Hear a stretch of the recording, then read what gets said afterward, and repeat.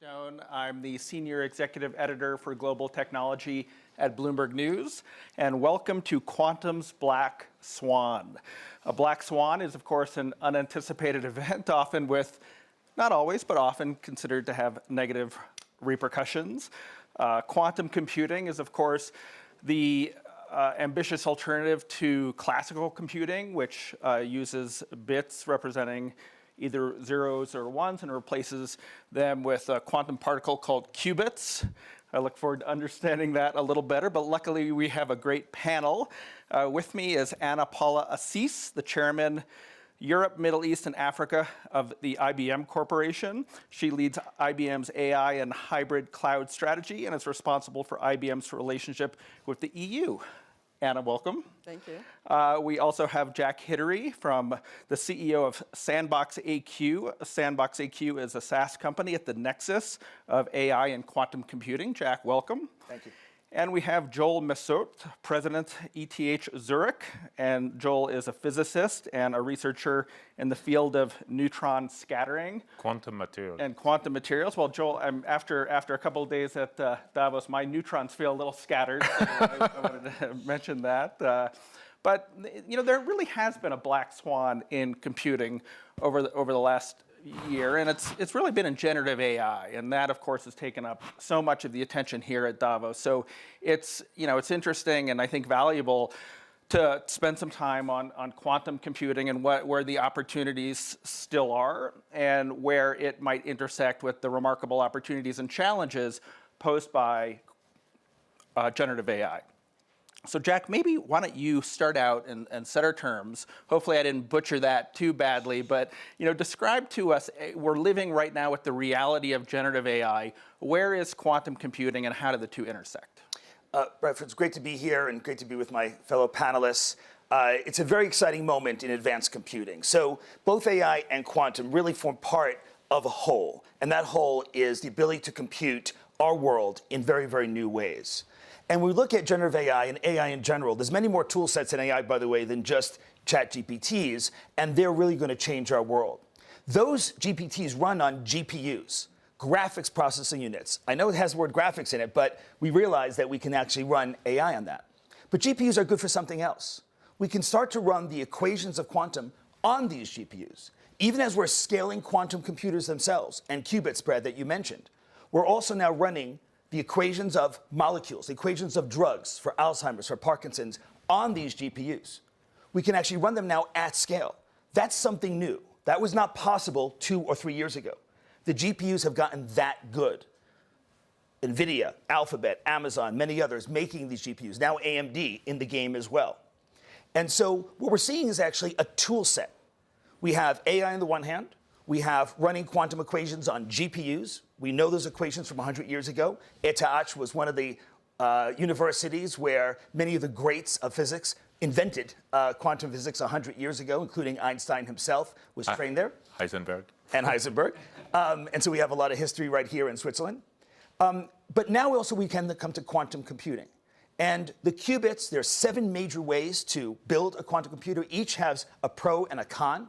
Some you have to cool down to cooler than space itself. Some are room temperature. Some scale easier. Some maybe not. But each one has some interesting characteristics. We'll see that interesting race play out over the next 5 to 10 years. But now we have an array of tool sets. And ultimately what we're going to see is a meshed hybrid computing infrastructure.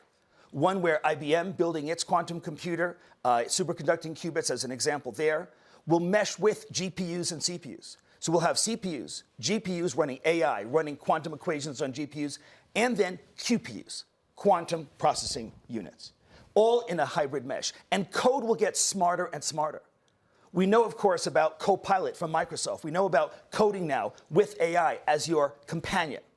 Code itself is going to get smarter and realize, wait a second, where should I be running? Should I, as code, be running on a CPU, a GPU, or maybe a QPU? And there's going to be interchange amongst these different technologies. But I'll just plant the seed now for maybe the next round of comments, which is that quantum is not just about computing itself, although that's a major portion of quantum. The black swan moment, I believe, was actually going to come first in quantum sensing. I'll leave it at that. Okay, we'll We can come back to that. get to that. I'm still trying to get my brain around quantum computing. And I'll ask Anna and Joel, if, as Jack says, we have powerful large language models running on GPUs using a classical architecture of zeros and ones, why do we need quantum computers? Why is IBM making the significant investment that it is in this technology? Well, I'll give you an example of the work that you're doing with the Cleveland Clinic, right? Which is my hometown, by the way. Oh, great. Which is really simulating and understanding the behavior of some molecules in our body, right? And how some proteins can really affect the way that our body behaves, and identify cure by just understanding how those different components can interact. This is very, very difficult to do with a classical computer. You would require a computer probably the size of the entire universe to process that. We are reaching the limits of how you can create small processors. Just to give you an idea, we are now reaching 1 nanometer chips in our development at IBM. The atom of a silicon is 0.2 nanometers. So we are starting really to get to the limits of physics of what computers will be able to do, and that's why we need quantum computer to solve the complex problems that we're going to see going further. How much is IBM investing in the technology? We don't publish how much we invest in terms of numbers, but we have never missed one milestone of our roadmap in the development of quantum. And I agree with Jack 100%. It's not just about the hardware. It's about the software. As you know, we have developed a kit that is called QSKit for developing on quantum computers. We have now more than 500,000 people registered on the platform. It has been downloaded more than 2 million times. Benchmarks say that 67% of the developers that use quantum computers are using this kit that we have developed. And then, of course, there is all the ecosystem that you need to create, because it doesn't work if you have the computer, the software, but you don't understand what types of problems you will solve with this computing capacity. So it's really the combination of all these 3 elements that we are working on. Joel, drug discovery, new material sciences, cryptography. I mean, all these applications sound very promising, but do we need quantum computers? Absolutely. Maybe a step back, because the word quantum is everywhere, even with pharmaceutics, as we have seen recently. So I see 3 levels, and you mentioned, actually all of them were mentioned. So first you have the quantum sensing, okay? It's great to have a huge computer, but at the end, the signals have to come from somewhere. So we develop sensors and quantum sensors that allow to have a much, much higher precision than what we can achieve now with the usual sensors. So, for example, you can imagine from space to have a monitoring of climate change, for example, with such an accuracy that you can detect which trees. So this is more spectroscopy sensing and so on. So this is one level. And by the way, quantum sensors are already part of our life. We don't realize it. Okay, we are using that. Then there is the quantum cryptography. This is a little bit a separate field. It's based on the same physics, but it's a very special field. And by the way, I think the very first company, ID Quantic, was in Geneva, right? Correct. University of Geneva. And now it was sold to South Korea, a big company. We were not able to fundraise in Switzerland at that time. And what this company does is quantum crypting really the messages. And if you want to intercept the message, then the message is destroyed. So it's extremely safe. There is a side effect to it, is that you can use quantum computers to break almost any code. The difference between a normal computer and a quantum computer is that you work not only with 0 and 1s, but with any kind of combinations. And so the speed at which you can solve a problem is exponentially and not linear. And this is where you say you can scale a computer of the size of the universe to something, let's say, sizable, right? And so why we need that? There are some problems that we just can't solve. Those are problems that are extremely chaotic. let's take traffic in one of the big cities. Wait, can you solve through the traffic world. here in Davos? So that's an easy one because there are just 2 streets, right? But let's say in a big city where you have a complex interaction of, trams, metros, trains, cars, trucks, it's almost impossible to solve the problem now in real time, and that would be possible. Or the problem you showed with pharmaceutical, it's the same kind of exponentially growing problem that you cannot solve with a normal computer. Okay, so those are these 3 different levels that we are discussing. Now you mentioned AI. Yes, AI, the breakthrough is done last year. It's not new, right? We have been, in research, we have been doing this. I remember using AI for I'm a physicist, so for my big detectors 10 years ago, but now it's everywhere. And by the way, the quantum cryptography from ID Quantic is in some mobile phones. I think of Samsung. Exactly, but unfortunately, it's not allowed in Europe. I don't know why. So I would love to have this to play with. But I'm Right, can I just build on what? Sure. Just pick up on one point that Joel said, and then back to Anna. First on quantum sensors, I'd like to bring out the point that AI is critical to the success of quantum sensors. Why is that the case? Mm-hmm. Well, every one of us here flies in airplanes. And your lives are in the hands of the navigation system. If you're going over an ocean particularly, there's no landmarks to look at. The pilots and your lives depend on that navigation system. Today we use GPS. But what if GPS is not available? Over huge swaths of the ocean right now, in the Pacific Rim area, particularly near Taiwan, there is no GPS. Huge swaths of the Middle East, GPS is not only being jammed, but being spoofed. That is even more dangerous because now the pilots think they have GPS and they're actually going in the wrong direction. 4 planes went into Iranian airspace in the last 4 months, not intentionally. So this is a major issue. We can use quantum sensors to detect the unique magnetic footprint of every square meter on Earth, the way birds and whales navigate. Mm-hmm. They've been navigating like this for millions and millions of years. Sorry, Jack, just define a quantum sensor. Sure, great question. So right now, we all have sensors. There's a thermostat in this room, hopefully, somewhere, regulating the temperature. And those are classical sensors, what Joel was referring to before as classical sensors. Quantum sensors use a quantum principle, the principles of superposition and entanglement, these fun concepts that we can talk about some other time. But they use very specific principles of quantum mechanics to detect our world in a much more fine way. I'll give you a concrete example. The magnetic field of the Earth, magnetic field of the heart. Magnetic field of our hearts, all of our hearts right now, we know have electricity because you take an EKG, an ECG. That's picking up the electrical signal of the heart. But we know from the physicists that every electrical signal has a magnetic signal with it. And that signal from the heart is very, very faint. So faint that you need a quantum sensor to pick it up in a good way. Now, there's so much noise, so much information. If you have an iPhone, if you have a watch, any of the magnetic signals in this room can confound that sensor. So we have to pass it through a GPU into an AI model, a model trained on the data of what does a heartbeat look like and what does an iPhone look like, and distinguish the two. And that's why right now the black swan moment of quantum sensing is upon us. We have quantum sensors right now in hospitals around the world today. They're going through their approval process right now. In the next 24 months, I predict, we'll have those approvals.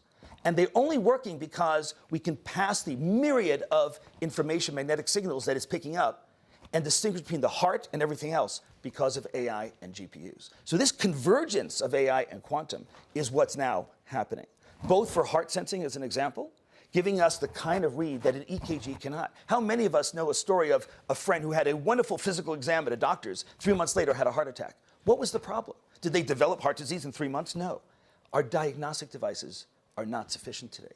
We need to move into the quantum realm to understand our own bodies. First the heart, and then, of course, the brain. Same thing with the brain. The brain has a magnetic signal as well, very, very faint. And for that, we need to go 2 orders of magnitude more, from 10 to the minus 12 to 10 to the minus 14 Tesla. Really, really faint. And the same for navigation around our world. Boeing and Airbus have both announced publicly in December, this is all very recent, that they're now going to be incorporating quantum navigation. Navigation boxes that are not connected to any satellite. There's no way to hack them, no way to get into them. They're not connected to the rest of the comm system. And they can navigate, again, the way birds and whales do, letting the pilots navigate completely with confidence without GPS. That is flying right now on these test planes. Okay, Can I add something? One thing I'm passionate about is to explain where all this comes from, because there is a lack of understanding that fundamental research has brought this kind. So you mentioned this huge difference in orders of magnitude, 10 to the minus 12, 10 to the minus 15. It means 0.13, 0 and a 1 at the end. And those are typical sensors that we developed for particle physics experiments. You mentioned the neutron, so one of the measurement of the neutron is the electrical, the other part, and you need a cage with almost zero magnetic field inside, and therefore at that level, and all these technologies were developed over decades in the research labs at CERN, at the Paul Scherrer Institute, at Los Alamos, IBM as well. Los Alamos, Research IBM, centers. and exactly, and this is where it's coming from. And there is one aspect of quantum entanglement that is very well known to everyone. You all heard about superconductivity, right? Superconductivity is when electrons start to play with each other and make crazy things. For example, you can transport electricity without losses over kilometers. So this is a manifestation of quantum entanglement at the largest scale. So this is just marvelous what nature can do. Okay, well, these sound like very exciting and promising early deployments. But Anna, would you agree that quantum computing, as we're kind of traditionally describing it, still remains very much in its infancy, limited commercial deployment? And what technological breakthroughs still need to happen to really get the full-fledged quantum computing with all of the opportunities and potential applications? So in the studies that we have done, you really need capacity. You really need infrastructure of at least 100 qubits and the ability to run at least 3,000 circuits or gates in a processor in order for you to really demonstrate that quantum computers are better than classical computers or can substitute classical computers in solving those problems. So I think that is point number one. So that's the goal. And, that's the goal. And where's IBM now? We are very much at it right now. So we just announced Heron, which is a 133 qubit that is able to run 1,800 circuits, or actually gates. And our goal is to get to 3,000 by the end of this year, by the end of 2024. So with that, we're going to start really seeing quantum computers able to solve their problems. Now, for you to really get to a point that is commercial, then the scale is going to be significantly higher. Are they economical?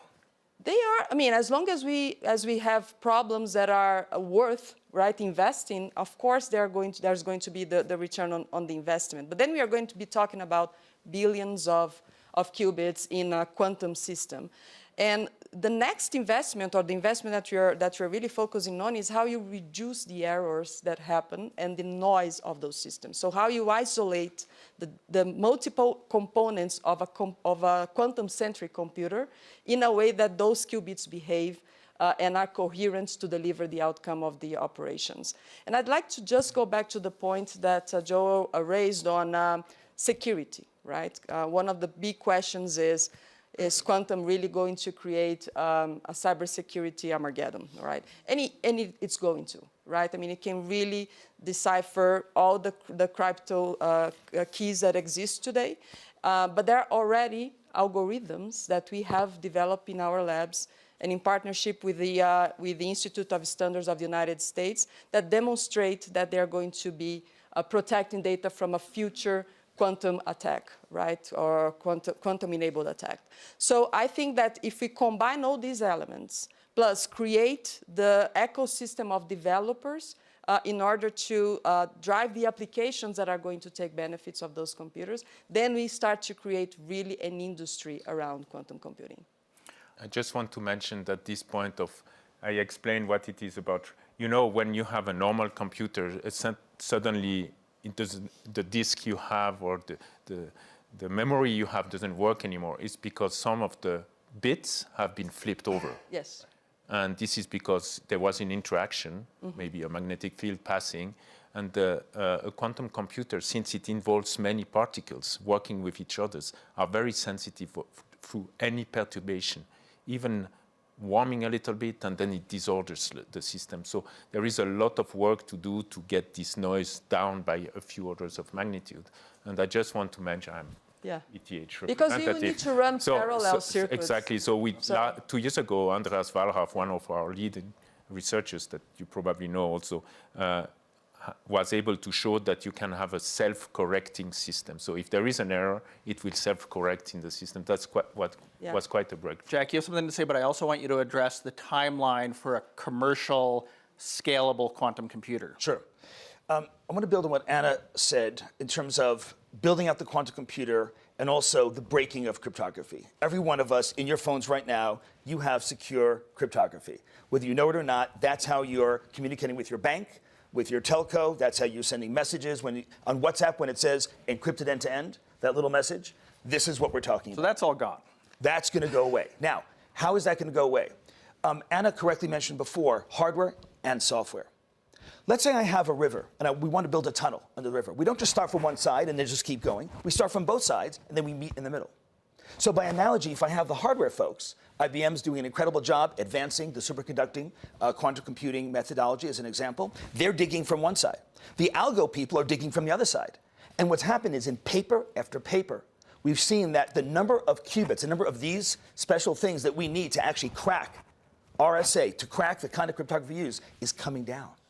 So the two will meet faster and faster under the river to make this tunnel that breaks the banking system, that breaks the telco system, that breaks the energy system, that breaks government secret. So this is a major issue. Yeah. And the good news is, Anna mentioned, NIST and other organizations here in Switzerland, around Europe, have banded together to create a set of protocols that replace today's protocols. Those are called post-quantum cryptography. But it takes about 7-8 years for a bank, for a government, to transition to this new protocol. So what's very important right now is that we understand that this does not work in just a linear fashion. People got surprised last year by Gen AI. People got, those of us who've been in AI for many, many years knew that, yes, we were already building LLMs for quite a few years. And so what's going to happen here is the same thing. People are going to say, like, wow, what a surprise and shock that all cryptography has been broken. You heard it here today at the World Economic Forum that this is going to happen. Wait, I'm sorry, I'm so fixated on timelines. Okay, but I timelines. feel like we have the same conversation in Davos every year. When will we be surprised by quantum computing? So again, because the hardware is being developed at a faster pace, and because the software, the algos that actually crack, people are building on a 1994 paper by Peter Shor at MIT, but that paper just serves as the background. Now we have even better algos to use with fewer qubits. And so, over the next number of years, we're talking now, if we look at some of the timelines, certainly by 2029, 2030, we're going to see scaled, fault-tolerant quantum computers. And you might say, today I need a certain number of qubits. And my prediction to you today, Brad, is that the number of qubits is going to come down that you need because the algo people are figuring out more and more interesting ways to crack cryptography. You can think about the brass prize of being able to decrypt everything in the world. And so this is a major issue that the governments of the world have come around on. Industry is a key partner, as well as academia, all coming together to address this issue. But we have to act now. Well, and there's a lot on their plate. I mean, they're dealing with Gen AI. There's still social networking and the disruption to the democratic process. So, Anna and Joel, is there enough urgency around the opportunities and challenges that will be posed by quantum computing, and what kind of international collaboration? You're suggesting it's already taking place. Is there enough attention focused on it? There is a focus. Just to give a number, since we opened our quantum computer on the cloud in 2016, there have been executed more than 3 trillion of circuits in our systems. So the amount of experimentation and driving really, the usage of how can we really demonstrate the power of the computing in quantum is happening. I agree with the timeline. That's the timeline that we have been working under. I mean, by the end of this decade, we should be really see quantum computers doing very meaningful and commercial tasks. In terms of collaboration, we have established collaboration, for example, recently with the University of Tokyo and Chicago, with the support of academia really to advance in the progress of the development of the technology. So we haven't seen a slowdown, actually. We announced at the beginning of last year a partnership with Ikerbasque in Spain, in the north of Spain, to set up a quantum computer there. IBM is establishing its own quantum computer in Europe, in Frankfurt. So we continue to invest, and the roadmap hasn't changed because of all the things that we are doing now, also in generative AI and artificial intelligence. And generative AI is going to be it's going to bring even an additional wave of innovation because, for example, we are infusing generative AI in Qiskit to accelerate the development of code for quantum computing. So it's hard to give timelines because things are happening faster than we had originally projected. I think we should realize, you said what you have now, and at the end you will have millions of qubits. So the facility will not be an iPhone, right? Yes. It will be a big facility. And one of the worries that we are sharing in the scientific community is that we should not land in the situation that we have now with AI, where this is in the hands of a few companies or a few states that we don't know too much what they are doing with. And so I think academia has a role to play to make a system that is open to everyone. And the way you do it now, we should proceed with that. And sometimes I speak of a CERN of quantum, that we should, at whatever level, the best would be really international, maybe European can play a special role, Europe can play a special role, Switzerland being, I hope, soon again associated to Horizon Europe. And so I'm discussing these ideas with our colleagues. You have to know Switzerland is excluded now from any quantum program in Europe, right? And this is a strange because it's political.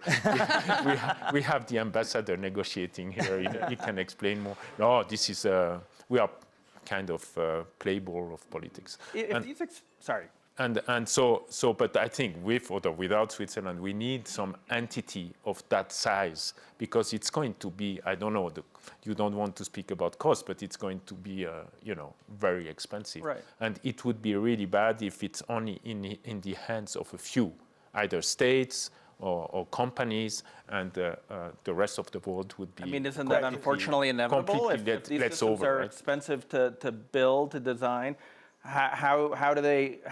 won't wealthy countries have access and non-wealthy? This is where I think international organization will have a role to play, and then that's why we involved also. There is in Geneva the Geneva Science and Diplomacy Anticipator, and we are talking about this with the diplomats and so on. So we need to have this connection as well. Right. If I can just build on Joel's comments. There's two calls to action that came out of the WEF in the last 4 months that I'd like to bring to people. And there's a new paper published. Yeah, exactly. So the first is the quantum divide. This is a key call to action that speaks to this issue. IBM, ourselves, and others involved in putting the quantum divide call to action together. It calls out that there's only 25 countries right now that even have a national quantum blueprint, even the start of a roadmap of where this is going. 180 countries, nothing. And so there's a specific set of recommendations about how to get this out there, not to accept that there will be a quantum divide the way we had a digital divide. Those of us who remember there was a digital divide now for the last 25 years. Those with access to bandwidth, to broadband, those with access to mobile phones, those without. We're finally closing the digital divide in the next 3 to 4 years as 400 million people every quarter get a smartphone for the first time in their lives. India, Jio, Mukesh Ambani is one example of what he's doing in India. 600 million people will get a mobile phone in the next 2 years that never had one before. But the quantum divide is just now beginning. And so this call to action that we put out with the WEF is around that. But yesterday we put out another call to action. Again, IBM, ourselves, others, ETH, and academic partners, the quantum economy. What we have not yet articulated until yesterday is that this is not just a piece of technology. This is not just a bunch of research that's happening behind some walls. This is fundamental stakeholders, Basic research happening in universities, core companies, established traditional companies, startups like ourselves, many others involved in creating a whole new part of our economy. And it's critical that we get everyone involved in that economy. The majority of the global 1,000 companies do not have a robust roadmap yet as to how they're going to use AI and quantum together to solve core problems. When we look at pharma, I'll just look at pharma just for a second, and we look at the fact that it takes 14 years on average, 3 billion euro, to make one molecule to become a medicine. And even with all that time and money, 90% failure in clinical trial. 90% failure here in Europe, 90% failure in the US, in Canada, and most of the developed world. So the numbers aren't good. AI and quantum working together can change those numbers. This is a time to change. If I had a construction company and said, hey, Brad, I'll build you a new house, there's a 90% chance it's going to fall down in the first 30 days. Would you like that house? Probably not. But that's what we have right now in the pharmaceutical world. We now, AI and quantum working together, can change that. We can make digital twins of that molecule for Parkinson's, for Alzheimer's, for brain cancer, run it in simulation, and synthesize new data.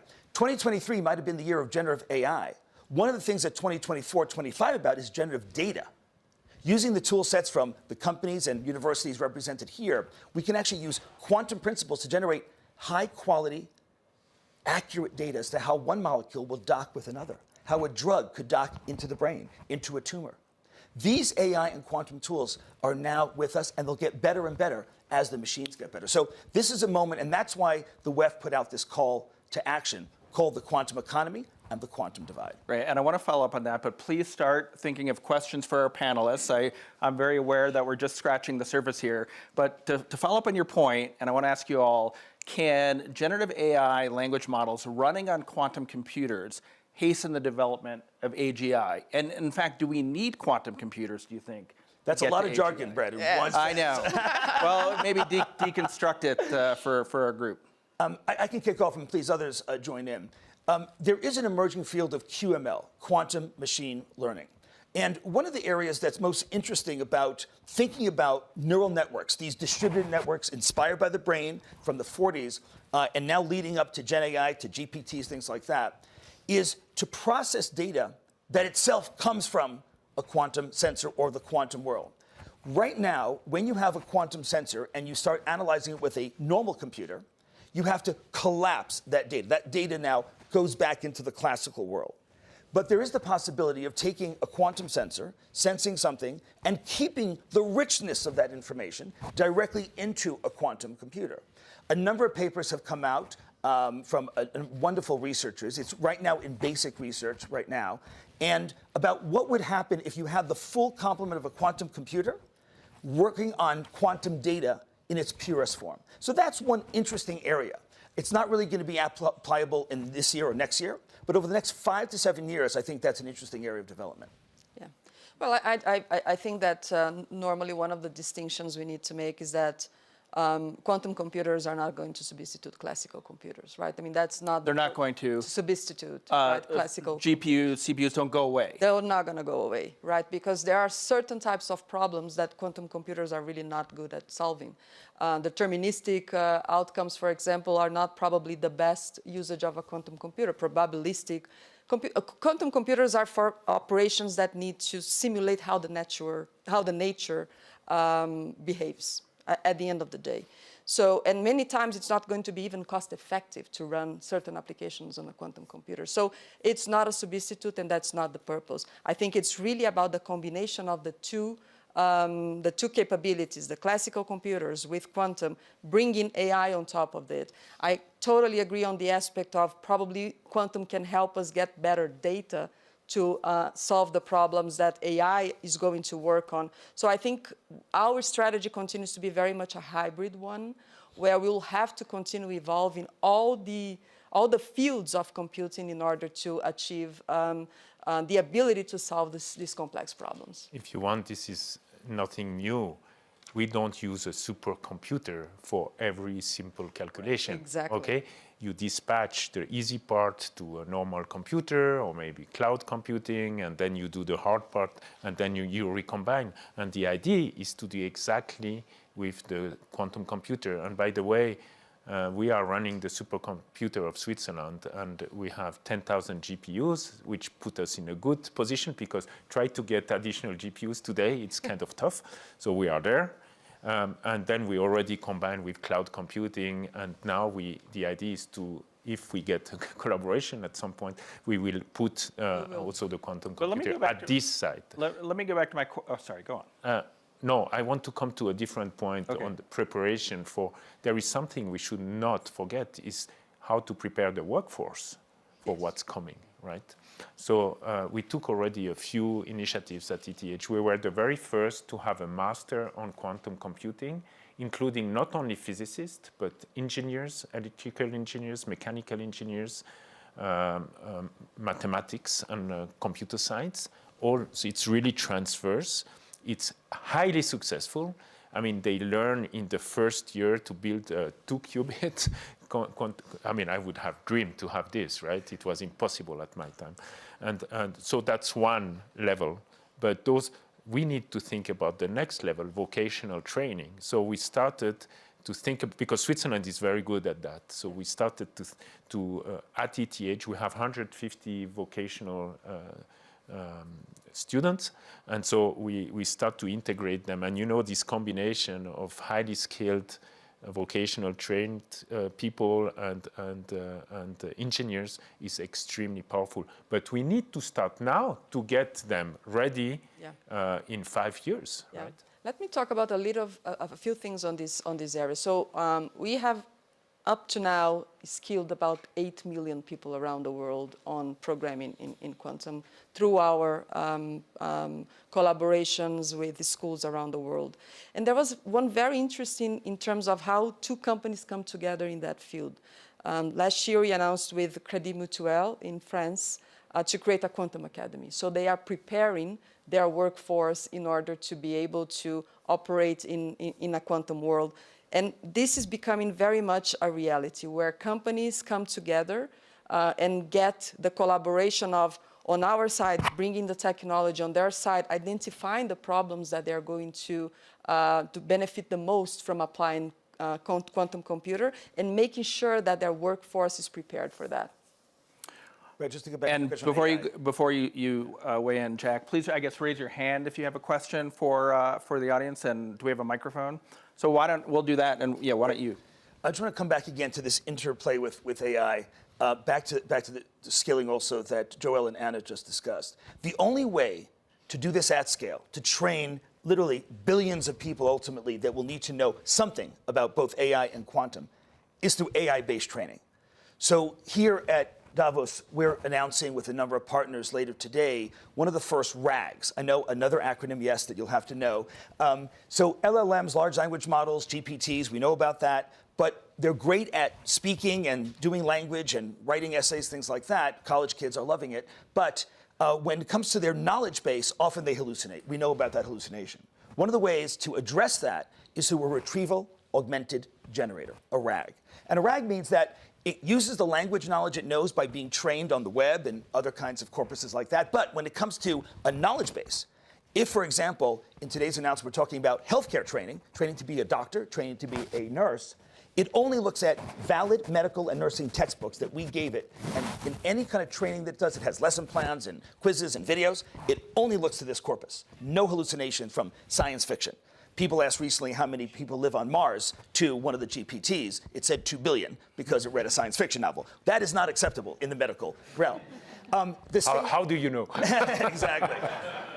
And so here too, all of us on this stage, companies, academics, and others, have a responsibility to think about, again, billions of people that need knowledge around this. And AI, I think, is one of the best tools. But we have to go beyond just the LLMs of today. We have to now go to RAGs. We have to go to other techniques that take us into validated, high-quality information as we're doing this training. And I think that's something at scale that can help close this quantum divide that is now just opening. Okay, RAGs. RAGs. I think we got to Another work on our acronym. acronyms. Yes. Yes, sir.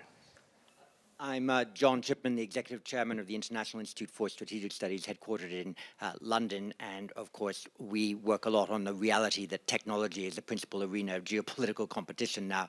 And reference was made to regulation. In the AI world, people generally speak, or Anna does, about three types of regulation: a market-driven approach, a rights-driven approach, and a state-driven approach, US, EU, China. What would be the right regulatory approach to quantum? Who's going to lead it? And what kind of competition will there be in that regulatory space for quantum? Well, great question. I do believe it's probably going to follow the same pattern that we saw in other waves of computing, and I think that European Union is probably going to play a very strong role in coming up with it. I mean, President Biden issued an order around security, right? Some quantum safe methodologies going forward. So I think that it'll probably be on the places where the technology is developing faster is where we are going to see the framework of how this should be applied in a safe way. Just to build on that, it is true, not only did the president put out a number of executive orders, but Congress actually pushed through and passed a cybersecurity bill specifically around quantum safety. Yeah. And here's the amazing thing. We were in the room. The Senate was voting on this particular bill. 100 hands went up saying yes. Have you heard that happen recently? 100 hands in the Senate, 100 out of 100 saying yes. How deep was the understanding of the issue? It might be easier than with AI because of one problem I mentioned, that it's quite sizable facilities.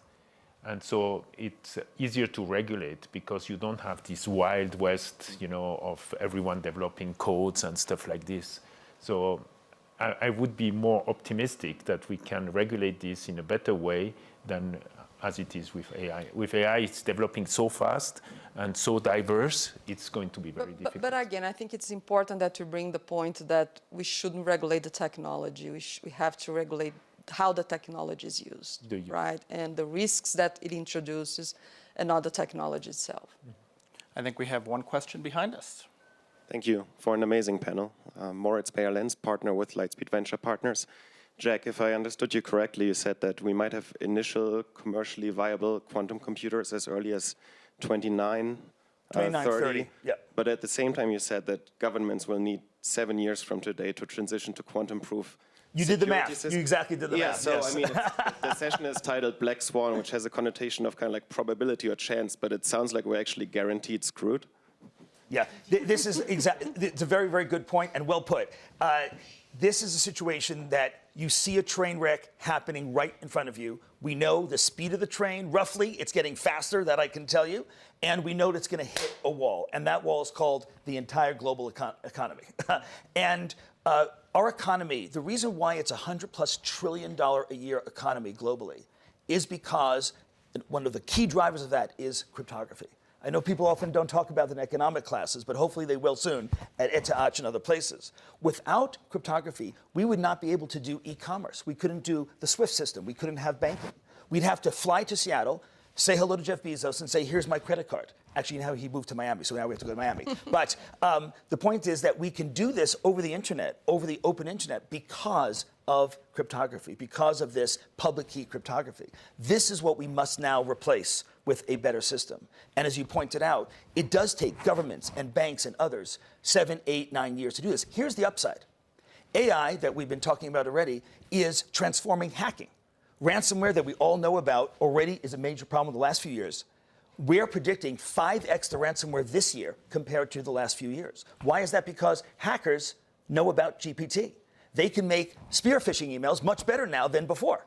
And so when you look at your cryptographic status as a bank, as a government, as a telco, yes, you're future-proofing yourself for quantum, but you're also helping yourself today for attacks against ransomware, right? And so this is a dual positive that's happening right now in the cybersecurity world. Cryptography was never really looked at that carefully. People looked at firewalls, people looked at malware, viruses, worms. You heard a lot about that. But now it's time to look at cryptography as a core part of cybersecurity, both for today's attacks, ransomware, AI-driven ransomware, and for the attack that is literally guaranteed to come. We probably have time for one closing short comment? There was a question here. I don't know. I think, yeah. Yeah, what about, yeah, What about- let's do this very quickly. State of the art in China, are they working on it? Of course. Of course they are. That's all I can say. Yeah, okay. Yeah, China. We are not working with them. That's all I can say. Yeah, publicly, Pan Jianwei is a well-regarded physicist. He leads the China effort, more than 2,000 engineers under him.